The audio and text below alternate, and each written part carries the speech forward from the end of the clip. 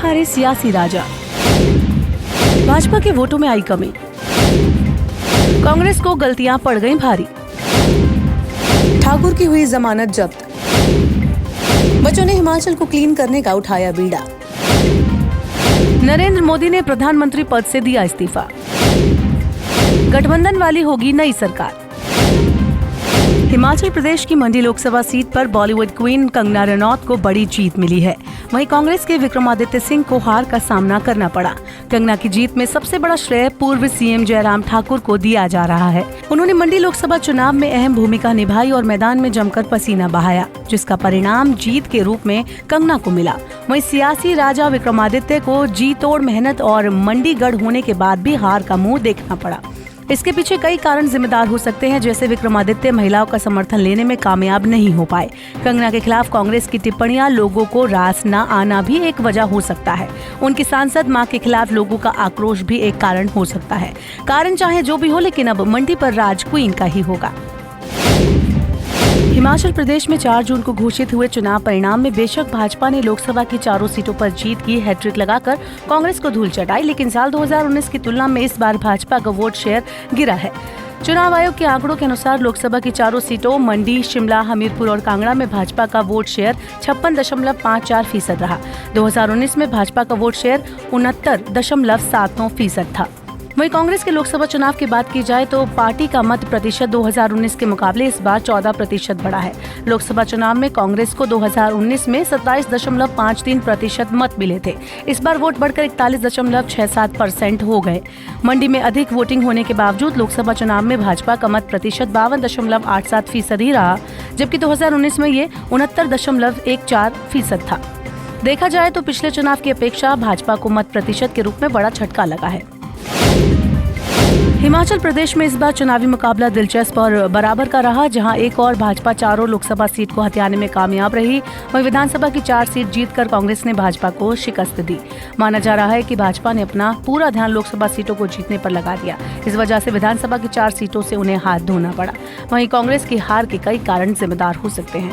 सरकार और संगठन में आपसी मतभेद, चुनाव प्रबंध के लिए अनुभवी टीम का न होना, कंगना के खिलाफ अभद्र टिप्पणियां करना या वीरभद्र सिंह और सुक्खू गुट में तकरार, ये हार के प्रमुख कारण हो सकते हैं। हालांकि लोकसभा चुनाव में जीत के बाद भी भाजपा सुक्खू सरकार को नहीं हिला पाई।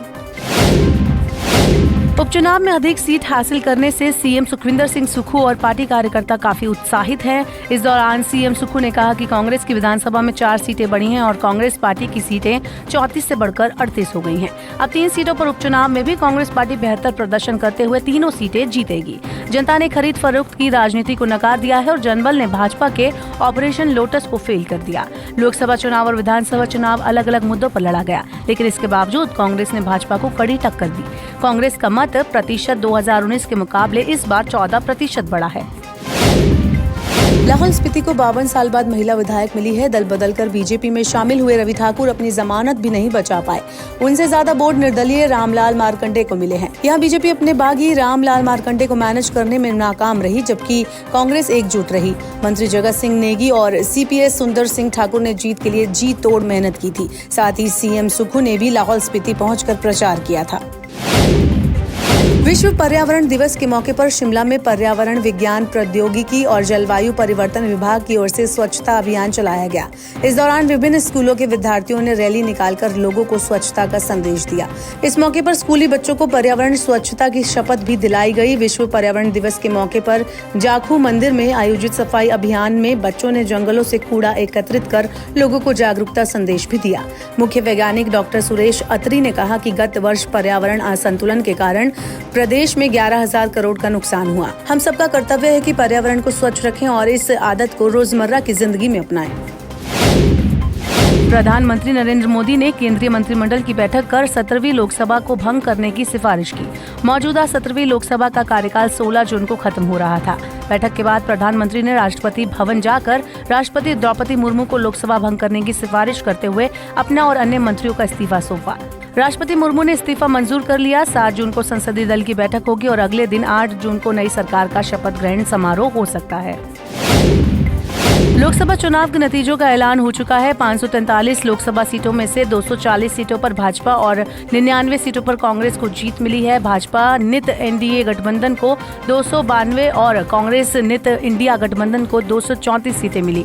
नतीजों से स्पष्ट है कि देश में अगली सरकार गठबंधन की होगी। वहीं इंडिया गठबंधन भी सरकार गठन को लेकर संभावनाएं तराश रहा है। प्रधानमंत्री मोदी तीसरी बार देश के प्रधानमंत्री बनने जा रहे हैं, लेकिन इस बार भाजपा को सरकार चलाने के लिए सहयोगी पार्टियों के समर्थन की जरूरत होगी। खासकर जेडीयू और टीडीपी का समर्थन जरूरी होगा। विपक्षी गठबंधन भी जेडीयू और टीडीपी को अपने पाले में खींचने की कोशिश कर सकता है। हालांकि दोनों ही पार्टियों ने साफ कर दिया है कि वह एनडीए को समर्थन देंगे, लेकिन इसके बावजूद विपक्षी गठबंधन अपनी कोशिशों में जुटा हुआ है।